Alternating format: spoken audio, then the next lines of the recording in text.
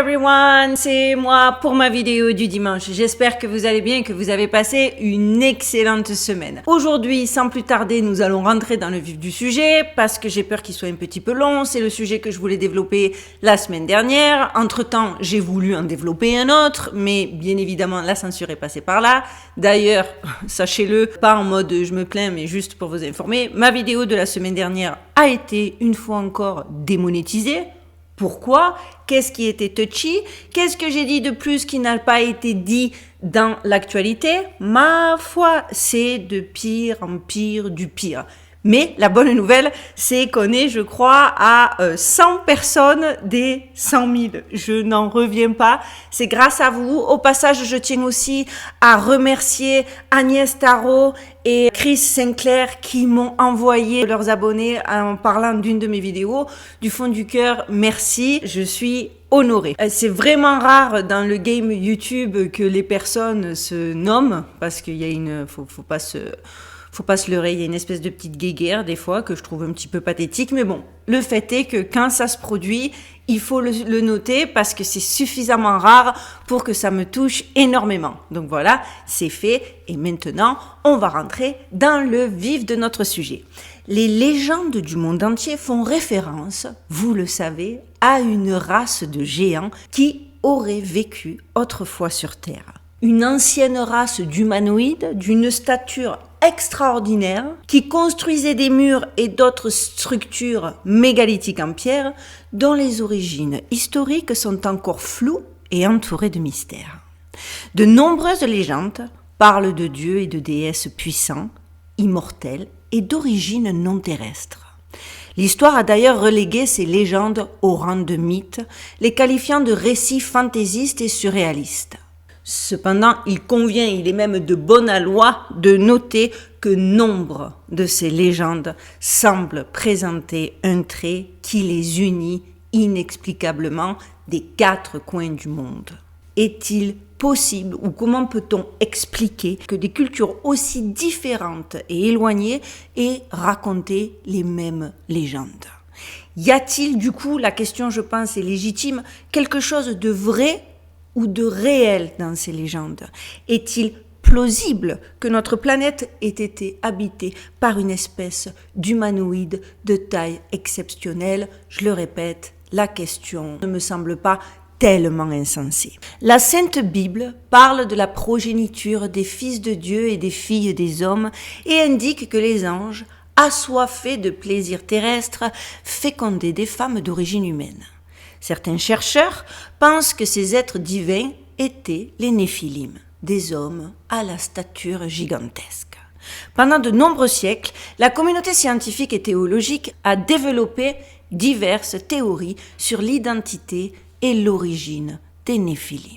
S'agissait-il d'une race humaine ou de géants tels qu'ils ont été décrits? La question est lancée. Que ce soit, les amis, dans la Torah, le Coran, dans la mythologie grecque ou encore dans la mythologie nordique, il y a des références plus ou moins claires, mais indiscutables aux géants. L'Ancien Testament lui-même s'attarde à décrire les géants comme un groupe ou une ethnie bien définie, et dans l'Antiquité, le nom même de certains peuples pouvait être directement associé à la caractéristique du gigantisme. Il est donc un fait établi que la doctrine judéo-chrétienne n'est pas la seule à faire référence à une race de géants. Dites-vous que même avant la conception de la Bible, il existait une tradition orale sumérienne transmise de génération en génération, ainsi qu'en Grèce, à Rome et en Égypte. Les légendes de géants dans les pays méditerranéens sont les plus connues et les plus discutées. Au-delà des récits bibliques, il en existe d'autres comme celle du roi babylonien Gilgamesh qui pèsent leur pesant d'or. Certaines tablettes de pierre anciennes représentant Gilgamesh en train de combattre un lion sont la preuve qu'il y a quelque chose de carrément insensé en termes de perspective. En effet, en comparant les effigies des sculptures, il apparaît que l'homme devait mesurer environ 14 mètres compte tenu de la taille du lion qui l'a tué. Et sachez les amis que cette liste est très très loin d'être exhaustive. Là, je vous sors les exemples les plus fréquents, les mieux documentés, mais pendant que je faisais mes recherches, je me suis rendu compte que il faudrait que je fasse une série sur les géants. Et la série, peut-être, elle pourrait couvrir plusieurs dimanches. Et carrément, les races géantes apparaissent même dans les traditions amérindiennes qui parlaient souvent d'une race de géants aux cheveux roux. L'une de ces légendes est celle de la tribu Paiute. Alors, je ne sais pas si ça se prononce comme ça, je vous l'écris, d'accord ? Qui prédominait dans le sud-ouest de l'Arizona, du Nevada et de l'Utah. C'est ici que j'ai découvert ce qui est considéré limite comme des légendes urbaines, mais qui sont loin d'en être, vous allez voir. La légende veut que les géants, également connus sous le nom de Sitéka, existaient avant que la tribu ne commence à peupler la région. On dit que ces géants mesuraient plus de 12 mètres de haut, qu'ils avaient une chevelure flamboyante rouge vif et qu'ils étaient généralement décrits comme très menaçants. On raconte que toutes les tribus de la région se sont battues ensemble contre ces géants et les ont poursuivis dans une grotte.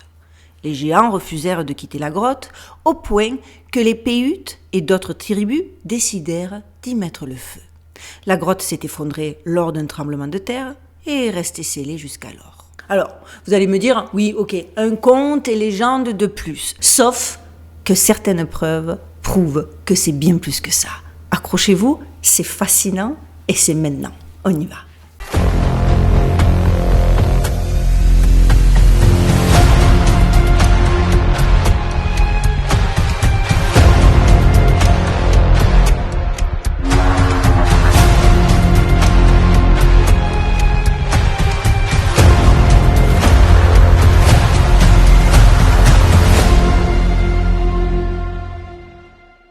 Alors la vérité, c'est que les archéologues ont depuis longtemps été perplexes face aux affirmations selon lesquelles un groupe de géants perdus de vue, mesurant jusqu'à plus de 3 mètres de haut, aurait autrefois vécu dans le sud-ouest des États-Unis. Et pourtant, des crânes humains surdimensionnés, des sandales de 38 cm et d'énormes empreintes de mains ont été découverts lors de fouilles à l'intérieur d'une grotte à Lovelock, dans le Nevada, au cours du siècle dernier. Ce qui a continué à susciter la curiosité des scientifiques et du public, malgré les mauvaises langues et autres ignorants qui niaient les faits. Parce que eux, je vous jure, ils ont la dent dure. Pourtant, si on se référait aux croyances locales, il n'y avait rien de surprenant finalement à ces découvertes. Les affirmations concernant les géants de Lovelock proviennent en effet de récits de populations amérindiennes racontant l'histoire d'une race brutale d'envahisseurs à la peau pâle faisant la guerre aux groupes locaux avant d'être finalement piégés, comme je vous le disais dans mon introduction, dans une grotte et exterminés. Certains archéologues pensent que toute l'histoire est probablement une exagération des événements ou carrément certains ont même avancé la carte pure canular. Alors que pourtant, une partie des preuves fait clairement foi et que plutôt que d'avancer des affirmations du genre c'est un buzz, c'est un whack, c'est un scam, il ferait bien de continuer de creuser. Mais bon, encore une fois, comme je le répète et je l'ai déjà dit à de nombreuses occasions dans mes vidéos, de nos jours, l'accent n'est plus du tout mis sur les découvertes scientifiques, mais uniquement sur le financement. Et la vérité, c'est que si le sujet ne séduit pas les investisseurs, si le sujet ne sert pas le narratif officiel, si le sujet a pour but d'éveiller la curiosité des gens et que du coup ils se mettent à faire leurs recherches par eux-mêmes, eh bien, ça ne donne absolument aucun accès au financement. Et donc, de ce fait, on passe à autre chose parce que malheureusement, de nos jours, l'argent est le nerf de la guerre. Bref, mais vous allez voir que dans cette histoire, la vérité, c'est que c'est une honte qu'on n'ait pas permis aux gens d'aller plus loin dans leurs recherches. Parce que tout a commencé lorsqu'une paire de mineurs a découvert des reliques géantes en 1911 dans le Nevada. Ils étaient là, à la recherche de guano. Le guano, c'est des excréments d'oiseaux ou de chauves-souris qui est depuis longtemps une source précieuse d'engrais et un composant de la poudre à canon. Mais alors qu'ils creusaient profondément dans le guano, ces miniers ont découvert plus que ce qu'ils attendaient. Plus de 60 squelettes humains extrêmement grand, un ingénieur minier et archéologue amateur, John Reid, a immédiatement signalé la découverte à de nombreuses universités et institutions, y compris à l'Université de Pennsylvanie et à l'Institut Smithsonian. Il leur a offert la possibilité d'examiner les artefacts au fur et à mesure de leur retrait des écrans de l'équipement minier. Un rapport écrit par James Hart, le premier des 2 mineurs à avoir fouillé la grotte à l'automne 1911, rappelle qu'au centre de la grotte, à environ 4 pieds de profondeur, se trouvait le corps frappant d'un homme révélant une stature gigantesque. Selon lui, ce squelette ferait partie du reste des hommes géants d'une ancienne race dont les ossements et dont plusieurs ossements ont été retrouvés dans différents endroits de l'État, y compris dans le centre du Nevada. Alors, selon le témoignage du minier, son corps était momifié et ses cheveux distinctement roux. Malheureusement, devinez quoi, il s'est écoulé quasiment plus d'1 année avant que l'Université de Californie envoie un observateur professionnel. Et forcément, après 1 année, beaucoup d'os et beaucoup d'artefacts connexes avaient été jetés. Et même s'il en restait quelques-uns, devinez quoi ? Ce qui est justement particulièrement déconcertant dans cette histoire, c'est que selon les témoignages des miniers et de John Reid en personne, les hommes de l'Université de Californie ont tout fait pour éviter l'examen des os restants et à un moment donné, ils ont même insisté pour que certains soient réenterrés. Genre, ils ont fait réenterrer un squelette complet qui venait d'être découvert. Et ils ont décidé de manière complètement anarchique, de plutôt axer leur enquête principalement sur des tessons de poterie, des fragments de vannerie et ainsi de suite. Il n'est pas surprenant qu'il ait fallu 17 ans attendre jusqu'en 1929 avant que les découvertes ne soient publiées. Et alors, ça a été publié, mais seulement dans un petit encart, dans un tout petit article d'un journal californien, et parce qu'à un moment donné, il fallait bien calmer les ardeurs de ceux qui voulaient que la vérité soit faite. Après le refus de la science établie de mener une enquête sérieuse sur la question, certains des résidents locaux de Lovelock, qui avaient bien pris soin de récupérer les précieuses preuves parce que les habitants, les locaux avaient bien compris que c'était quelque chose d'assez extraordinaire, en tout cas suffisamment pour être conservé, et ils l'ont fait avant que tout le reste soit détruit, ont mis en place des expositions improvisées de leurs découvertes les plus impressionnantes, qui donnent lieu à de nombreux témoignages oculaires qui ne peuvent être discutés. Mais malheureusement, tiens, devinez quoi ? Un incendie dévastateur, lors de l'une de ces expositions, a fini par détruire une grande partie de ce qui restait. L'incendie, il est tombé à point. Mais malgré tout ça, il y a quand même eu des rapports d'autres squelettes surdimensionnés découverts dans la région qui confirment que tout ça n'était pas une hallucination collective. Vous savez, toutes les ficelles qui nous sortent normalement pour que la plupart des endormis disent « vous voyez, c'est du n'importe quoi ». Bref, des squelettes ont été effectivement trouvés en février et juin 1931 dans le lit du lac Humboldt, près de la grotte. On dit que l'un d'eux était enveloppé dans un matériau semblable à de la gomme et d'aspect égyptien et qu'il mesurait environ 8 pieds et demi de haut, tandis qu'un autre mesurait près de 10 pieds de haut. Je suis désolée, j'ai oublié les conversions, je vous le mettrai en sous-titres. Regardez les sous-titres. Un autre rapport dans la revue Miner du 29 septembre 1939 parle d'un squelette de 7 pieds et 7 pouces qui a été trouvé sur le ranch Friedman dans les environs. Selon Reid, les Indiens lui avaient d'ailleurs parlé de géants pétrifiés qu'ils avaient trouvés gisant dans la zone sauvage ouverte au sud de la grotte de Lovelock. Une autre trouvaille intrigante était une empreinte de main apparemment gravée dans la pierre de taille 2 fois supérieure à celle d'une main humaine moyenne. Regardez donc la photo. Dites-vous que les scientifiques officiels, ils ont dit qu'en fait, c'était pas du tout, écoutez ça, une main de géant ou quoi que ce soit, que c'était en fait des enfants, donc des enfants de la préhistoire, qui se seraient amusés à déraper sur les cailloux. Parce que oui, les enfants dérapent et comme à l'époque ils devaient tous faire 300 kilos, ça fait ce genre de stries incrustées dans les rochers. Tout à fait normal.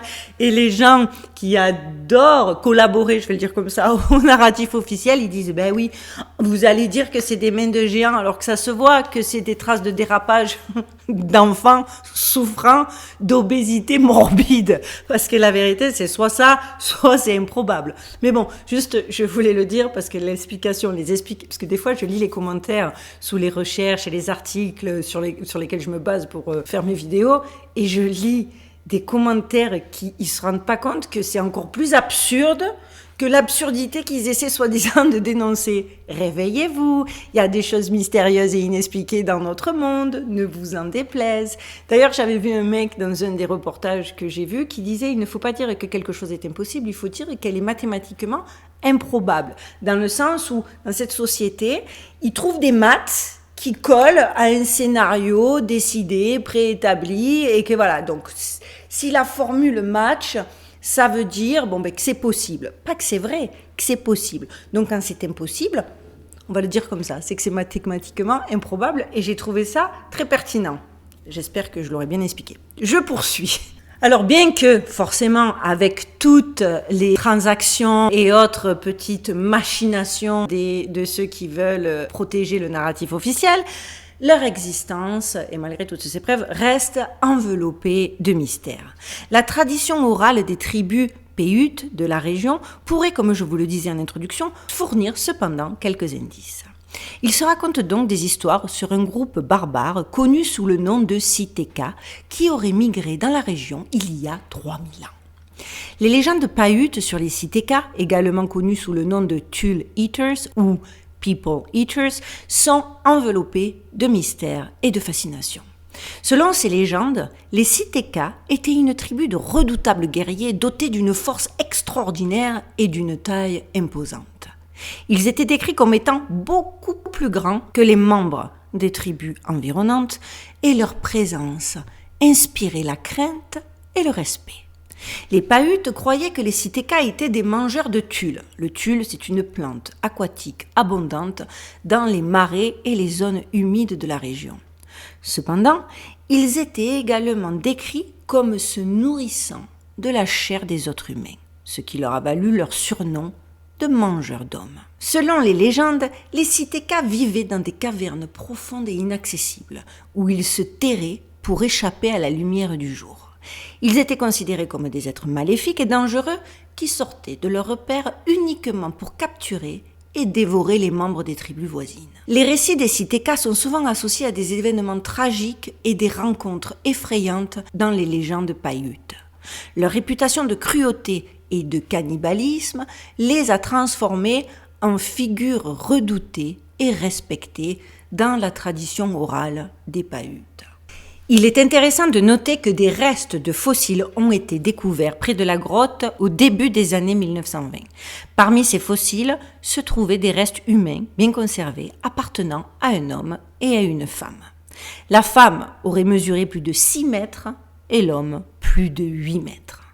Parallèlement à la découverte des squelettes, de nombreux autres objets ont été découverts, dont un calendrier circulaire indiquant le nombre de jours et de semaines d'une année entière.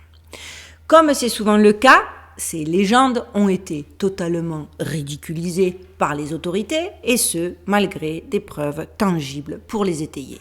Et même alors, rien n'a été correctement investigué. Et alors qu'à l'époque, les crânes découverts près de la caverne de Lovelock mesuraient plus de 12 à 14 pouces, je vous mets la conversion ici, de la base à la couronne, d'autres crânes de taille considérablement plus grande ont aussi été signalés. Le zoologiste bien connu Ivan Sanderson a autrefois reçu une lettre d'un ingénieur qui était en poste sur l'île de Shemaya, dans la chaîne isolée des Aléoutiennes dans le nord-ouest de l'Alaska pendant la Seconde Guerre mondiale et qui expliquait qu'alors qu'il bulldozait un groupe de collines pour une future piste d'atterrissage, les ouvriers avaient découvert plusieurs couches sédimentaires sous lesquelles se trouvaient les restes squelettiques de ce qui semblait être des humains extrêmement grands.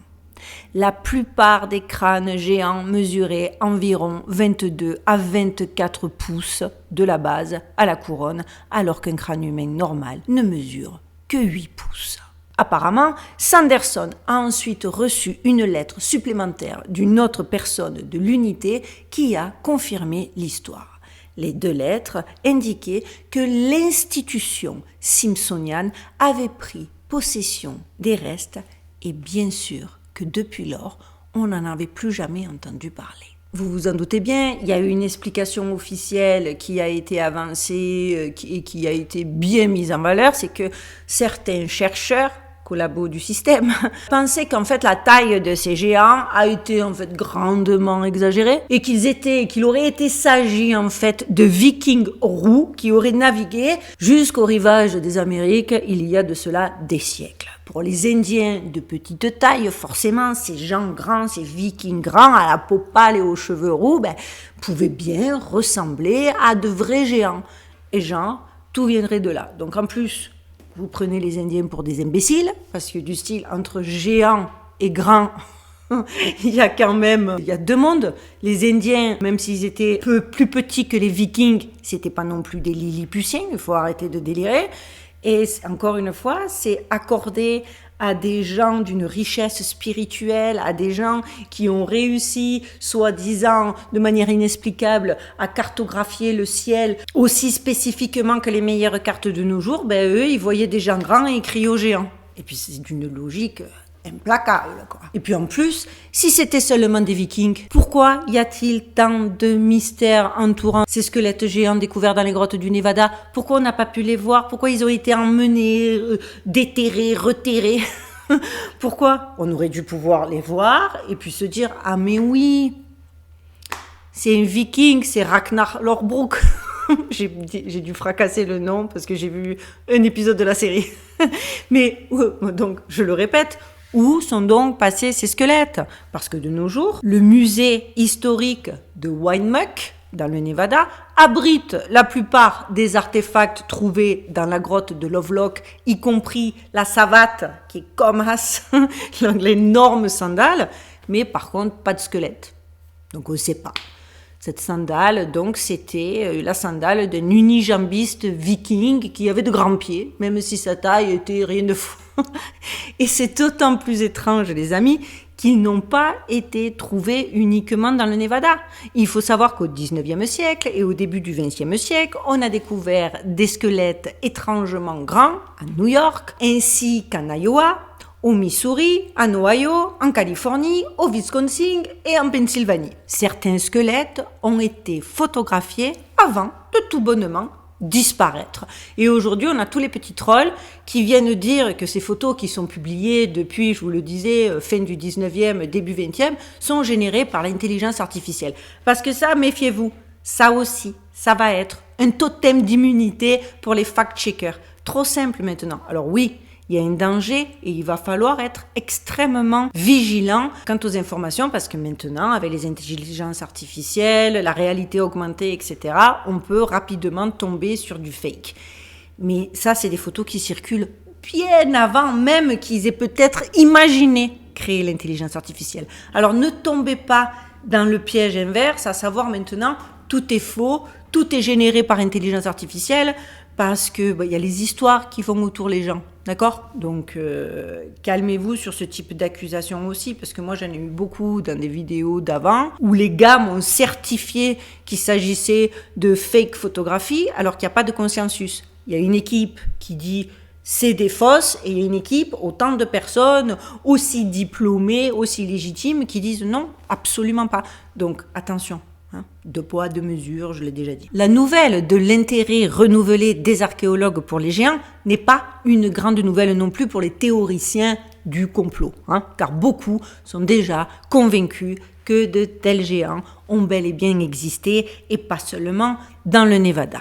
Par exemple, parce que tous ceux qui sont juste un petit peu curieux, tu as vu, et qui passent pas leur temps à regarder leurs réseaux sociaux ou simplement à récurgiter ce qu'ils ont vu à la télé, mais qui sont suffisamment curieux pour lire, pour s'enrichir, pour se cultiver, des curieux quoi. Ils peuvent facilement te sortir un nombre d'exemples hallucinants, comme par exemple, pendant le Troisième Reich, des saboteurs allemands ont navigué à plusieurs reprises au Mexique sur des sous-marins afin de piller les musées locaux où les squelettes de ces gens étaient conservés.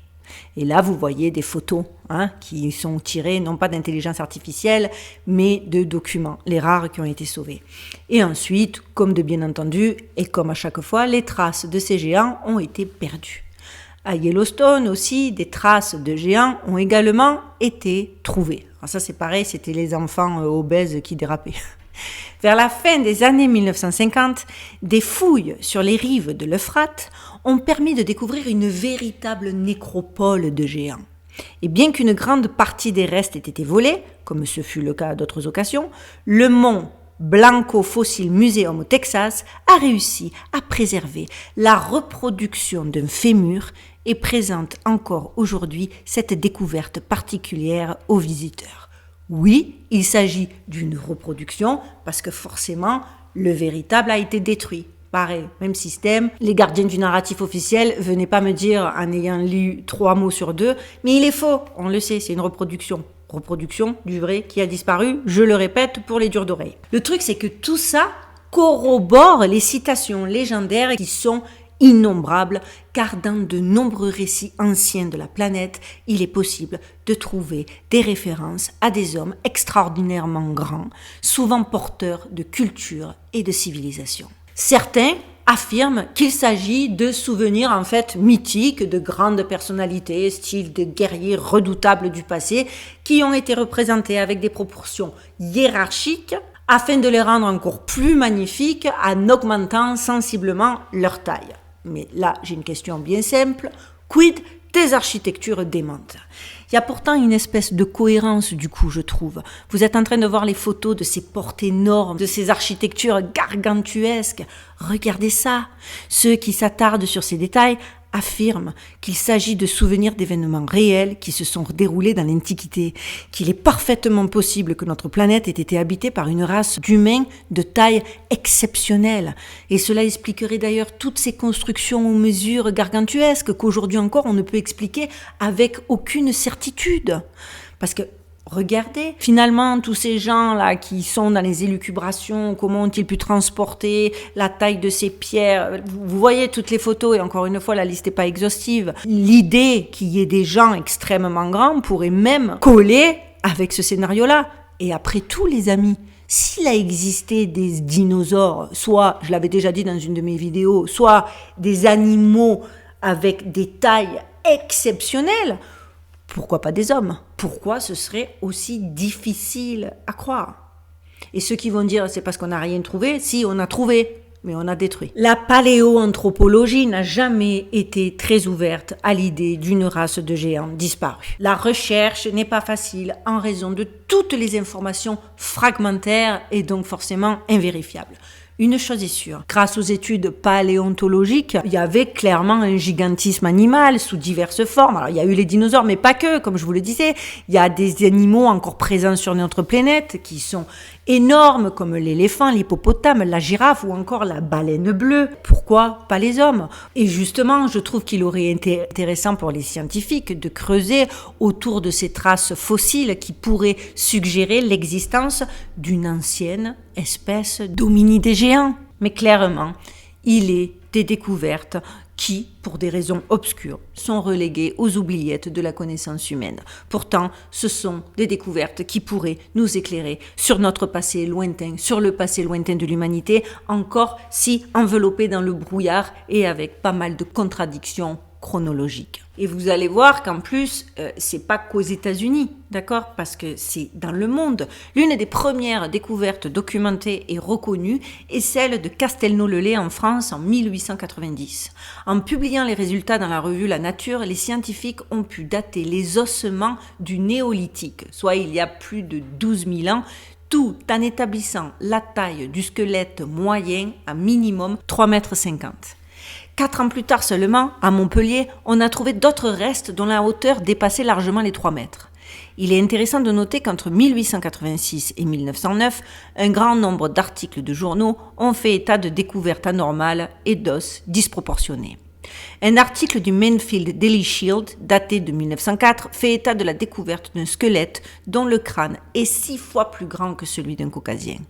Entre 1922 et 1929, les fouilles archéologiques dirigées par le professeur Ralph Glediden sur le sol américain ont mis au jour de nombreux squelettes de minimum pour le plus petit 2,20 m et qui auraient appartenu à des Amérindiens, modifiant considérablement la conception des Américains primitifs établis jusqu'alors dans les milieux académiques. Parce qu'effectivement, en plus, vous le voyez, si l'Amérindien de base, selon le squelette qui a été trouvé et qu'ils ont été obligés d'archiver, il faisait déjà 2,20 m, il n'allait pas être traumatisé par un viking, même de 3 mètres, au point de crier à l'alerte aux géants et à faire des témoignages et des dessins où lui il était comme As et le gars il était comme As. On est d'accord. Enfin, dites-moi si je vais loin, mais à un moment donné, faut arrêter de toujours vouloir trouver des explications officielles et terre à terre quand clairement elles tiennent pas la route. James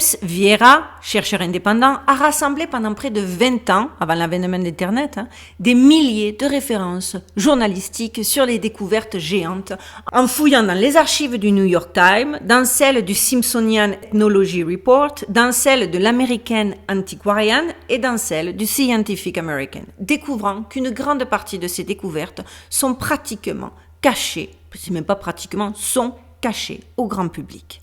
Parmi les découvertes notables de Vieira figure une photo exhumée des archives du Smithsonian Ethnology Reports prise lors d'une conférence du professeur McGee qui montre un squelette géant vendu plus tard à l'Institut Smithsonian pour $500.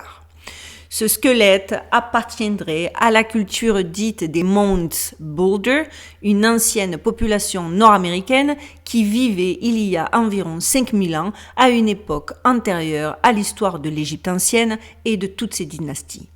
Selon les théoriciens de la conspiration, et moi encore une fois c'est comme ça c'est ce qui est dit, je le rends tel quel dans le texte, mais moi c'est juste selon les chercheurs de vérité, la Smithsonian Institution aurait acquis le squelette dans l'intention de le soustraire à la connaissance du public. Bref, vous l'aurez compris, une gigantesque opération de camouflage concoctée pour ne pas ébranler la théorie de l'évolution telle qu'ils veulent nous la faire bouffer, parce qu'il ne serait pas possible, clairement, pour le darwinisme, d'expliquer un si grand nombre de géants en recourant, comme on le fait parfois, à la condition anormale du gigantisme. Vous savez, c'est quand il n'y a plus d'explication, ils te sortent, c'est une maladie. C'était rare, le gars est né grand.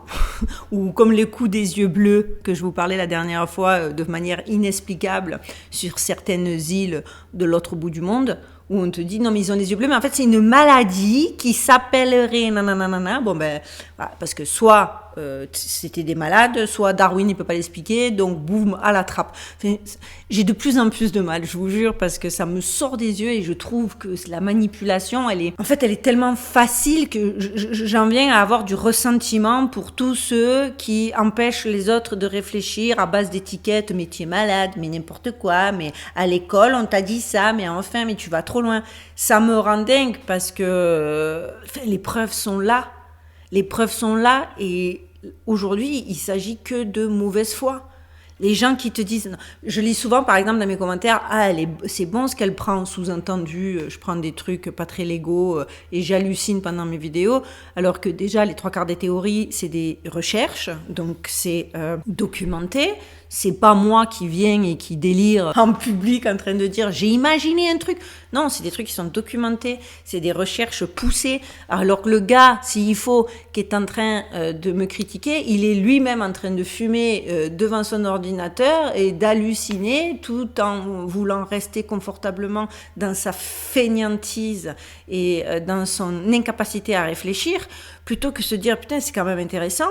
Il y a des documents, c'est issu de recherche, c'est construit, c'est argumenté, donc même si j'y crois pas, laisse-moi voir ça de plus près. Enfin, je sais pas, mais bon, en même temps, on le sait, on est dans la culture du vide, bon, ben, tout est à l'avenant, mais c'est triste parce qu'il suffit d'être curieux et il suffit de chercher pour découvrir des trucs absolument hallucinants. Parce qu'en plus, il y a tellement de preuves. En plus des squelettes eux-mêmes qui ont été activement découverts, je vous le disais, jusqu'au milieu du 19e siècle, et qui ont brusquement cessé, il y a tout un ensemble d'autres choses. Par exemple, les armes géantes. Qui pourrait se battre avec une épée de plus de 3 mètres ou une hache pesant plus de 70 kg? Et qu'en est-il d'un bouclier mesurant plus de 2 mètres de haut? Bien sûr, les scientifiques vendus au système ont une réponse toute prête. Ces objets étaient des spécimens rituels, jamais destinés à être utilisés sur des champs de bataille. C'était des trucs inutiles, mais qui ont été construits, qui ont pris du temps, de l'énergie à des gens pour le show. Mais, et là je vais vous poser une question, pourquoi lorsque les experts scientifiques ne peuvent pas expliquer quelque chose, comme par exemple un édifice, où on sait les explications qu'ils ont tirées sur les fausses explications qu'ils ont données sur les pyramides, etc. Pourquoi à chaque fois il faut qu'ils les qualifient de temples, d'observatoires, de tombeaux, même si on n'a jamais trouvé de corps à l'intérieur? Et pourquoi lorsqu'il s'agit d'un artefact, c'est systématiquement, automatiquement considéré comme quelque chose, c'était un rituel, une vieille croyance? Les gars, c'est pas un peu léger pour des scientifiques? Clairement, tout cela ne peut pas être considéré comme une tentative de parvenir à la vérité. Et ça, c'est sûr du sûr. En ce qui concerne les géants eux-mêmes, il existe de trop nombreuses références à leur sujet, tant dans le folklore local que dans les œuvres d'art. Par exemple, à Washington DC, il y a une gravure intitulée « Les funérailles du prince Francesco de Médicis » exposée à la National Gallery of Art. Elle présente un détail remarquable auquel personne n'a pourtant prêté attention pendant longtemps. Vous la voyez en photo, les colonnes de la salle où se déroule l'événement sont décorées de squelettes de géants. Des chercheurs méticuleux ont essayé de découvrir la source originale pour déterminer s'il s'agit de l'imagination de l'auteur ou s'il a représenté une peinture de la vie réelle. Sachant qu'en plus, le mouvement des peintres à l'époque, c'était relativement, à cette époque spécifique, quand tu étudies un peu l'art, c'était une représentation réaliste, on était dans le réalisme. Donc pourquoi ils auraient rajouté des trucs complètement déments alors qu'ils étaient censés peindre c'était l'équivalent d'une photo, si vous voulez. Je raccourcis, je simplifie. Et donc ils étaient censés reproduire une scène et les mecs, ils se sont dit, tu sais quoi? Allez, on n'en a rien à faire. On a envie de rajouter un truc morbide au possible en plus. Et ça n'a pas de sens. Et donc quand les gens ont cherché, il s'est avéré que dans les coutumes, on a découvert que dans les coutumes locales, les gens étaient à l'époque en guerre avec des géants et que chaque squelette de géant abattu était exposé comme un trophée. Parfois cela se passait en plein air et parfois à l'intérieur des bâtiments. Dans ce cas, les colonnes de la basilique Saint-Laurent étaient décorées de squelettes de trophées. Jusqu'à la fin du XVIIIe siècle environ, cette pratique était accueillie et encouragée, mais en 1778, l'Église a commémoré une date, comme ça, anarchiquement encore, comme étant la victoire du peuple sur les géants et la mort du dernier de leur espèce. À partir de ce moment-là, il a été décidé de brûler leurs os. Il y avait même des hommes qui enlevaient des squelettes des cathédrales, des temples, des places, des maisons de chevaliers et des guildes.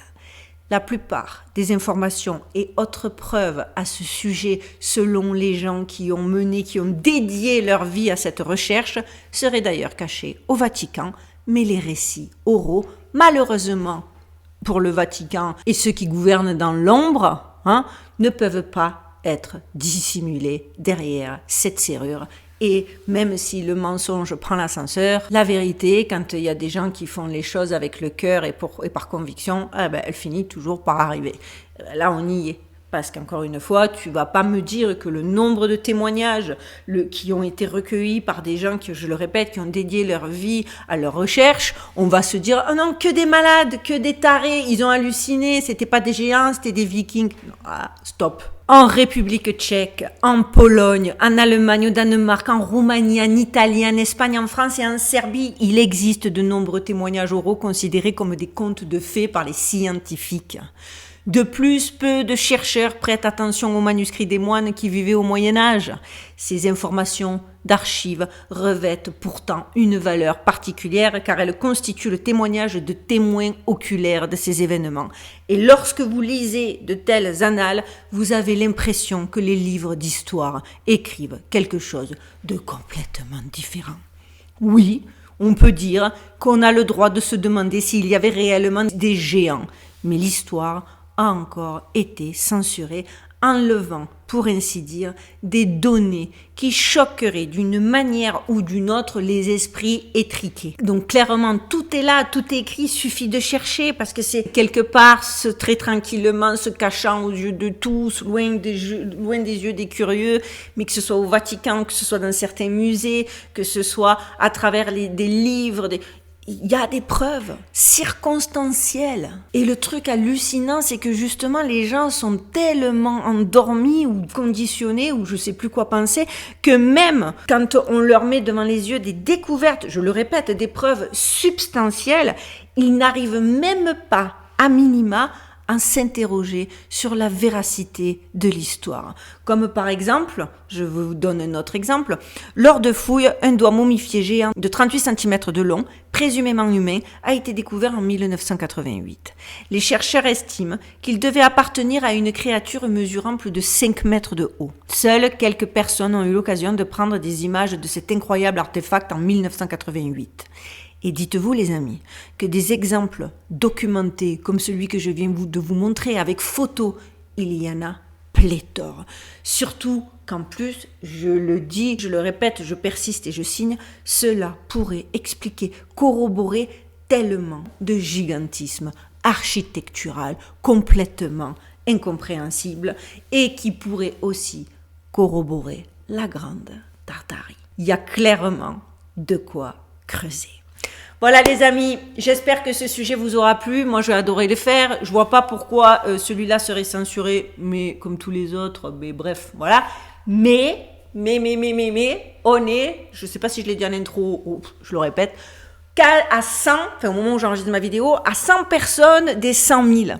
100 000, normalement, il va être moins, soi-disant, moins pénible avec moi. Donc, on lâche pas dernière ligne droite. Vous connaissez le système. On like à fond, on partage, on commente. Vous êtes au top, vous le faites tout le temps. Mais pour les petits nouveaux qui arriveraient, sachez-le, c'est pas pour mon ego, ça coûte rien, ça m'aide vraiment. Ça m'aide au niveau de l'algorithme pour que mes vidéos soient suggérées à des gens qui ne me connaissent pas, qui n'ont jamais vu aucune de mes vidéos et qui pourraient venir s'abonner. D'ailleurs, si vous êtes nouveau, n'oubliez pas de vous abonner. Pour tous les autres, rejoignez-moi pendant la semaine sur Instagram. Je suis très active en story et comme ça, on garde le contact d'un dimanche à l'autre. Sachant que si je passe à 100 000, il y a de grandes chances, en plus les vacances d'été arrivent parce qu'ici à Vegas, les grandes vacances d'été commencent fin mai, j'aurai peut-être, faut croiser les doigts parce qu'après il y a le boulot, etc., mais un peu plus de temps et que je pourrai passer à 2 vidéos, le but ultime étant de pouvoir me consacrer de plus en plus à ma chaîne. Voilà les amis, je pense que tout est dit. Dites-moi en commentaire si vous souhaitez que je continue à creuser sur les géants parce que comme je vous l'ai déjà dit, des exemples, des témoignages à travers le monde, il y en a des mille et des cents, mais que je peux comprendre aussi que le sujet, voilà, on l'a fait une fois, on le sait, c'est carré et on passe à autre chose. Bon, là, j'ai plus rien à dire. Je vous souhaite une très bonne semaine. Prenez soin de vous, prenez soin de vos proches, gardez l'œil ouvert et surtout les amis, stay safe.